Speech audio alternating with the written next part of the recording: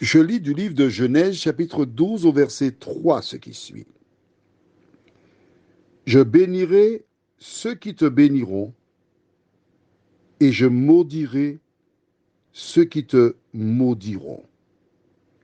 Et toutes les familles de la terre seront bénies en toi. Prions. Notre Seigneur et notre Dieu, nous sommes heureux de venir vers toi, car nous y trouvons la paix, le bonheur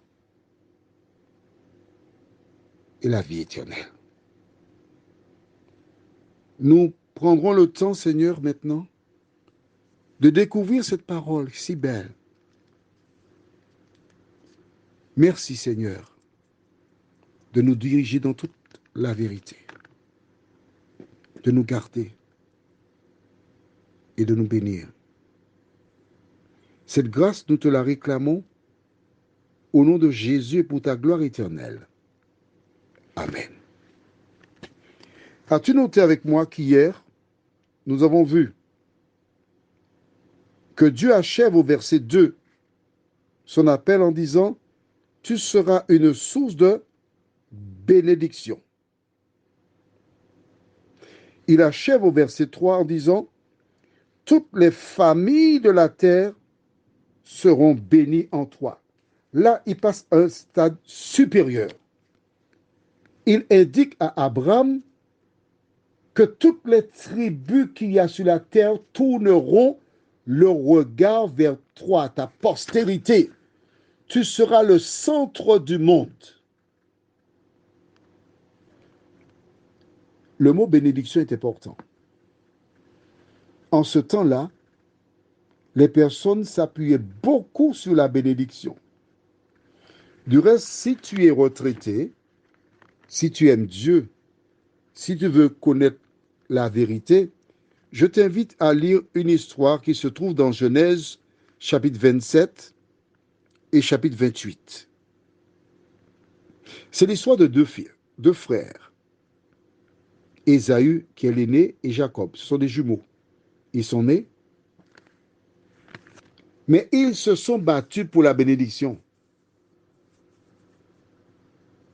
Jacob était le préféré de sa mère et Ésaü celui de son père. Et là, je profite pour dire aux uns aux autres, quand tu as des enfants, il ne faut pas favoriser l'un par rapport à l'autre.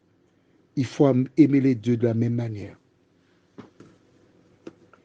Et un jour, Isaac, devenu vieux, sa vue ayant considérablement baissé, appela son fils Ésaü, le préféré, dit « Mon fils, va me chercher un gibier. Tu vas le préparer pour moi. » Sa femme qui était derrière la tente a entendu.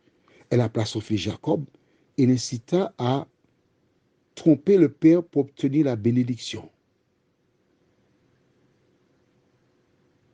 Isaac a béni Jacob. Et quand Ésaü est arrivé, il demande à son père, « Papa, me voici. » Le père dit, « Ah, ton frère, il m'a trompé. » Ésaü a pleuré. Il a dit, « Papa, bénis-moi. Demande une bénédiction quand même. » Je voudrais que tu lises cette histoire. Dès que tu as un moment de temps, lis l'histoire. Tu comprendras pourquoi le mot bénédiction est important. Et au début, là, les gens parlent beaucoup de bénédiction. Oh, c'est Dieu qui dit à Abraham que tu seras une source de bénédiction pour le monde. Mais avant ça, il lui dit, je bénirai ceux qui te bénissent et je maudirai ceux qui te maudissent. Quand une personne est une ou un enfant de Dieu, il faut faire attention.